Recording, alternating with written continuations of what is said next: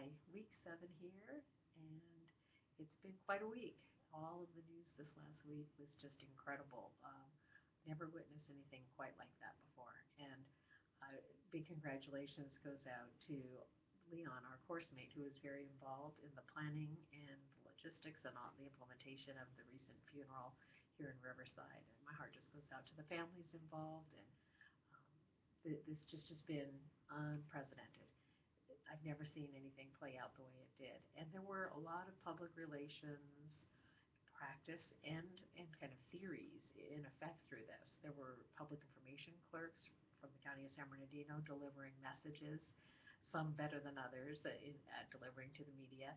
There were police officers delivering messages. I mean, just a continual stream of information. And when you have it coming out at such a rapid pace, it's a very big scenario that could bring errors to the surface. And we kind of looked at that in our assignments last week, and it was good timing. Deanna pointed out that as the information was flowing fast and furious, there were more and more errors that could be noted.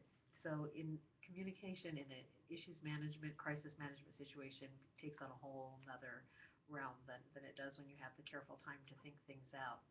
We're reviewing speeches this week. I posted a link to a TED speech. You're going to be looking at some speeches on TED and sharing because it's important to see how does someone deliver when they have a polished, well thought out speech. I know when I present at a conference or when I present at a formal occasion, I view these chats that we have as very casual, but when I do, I've really perfected that.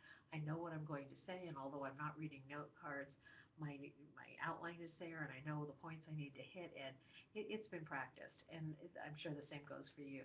But if, as a PR practitioner, you're often charged with writing a speech for someone else, and just like we always say in public relations, it's research, action, communication, and evaluation, the RACE model.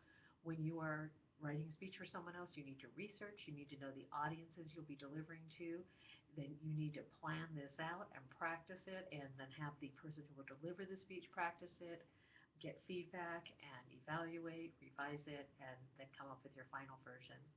So there's a lot of work that goes into that. And so you'll be working for the next 2 weeks on the written word. We're into the end of the book, the appendixes of the book. And so you're taking a look at that. And then next week, week 8, actually I have posted some articles, a link to some articles from the National PRSA, so that that will be helpful to you as well.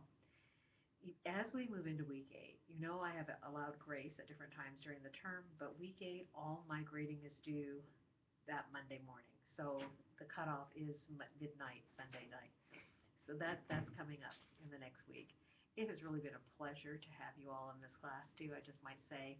And we have a couple people joining us actually in E2, so our group will be growing again. So I look forward to hearing from you. Should you need any clarification or have a need of prayer, get in touch with me. And I hope you have a blessed week.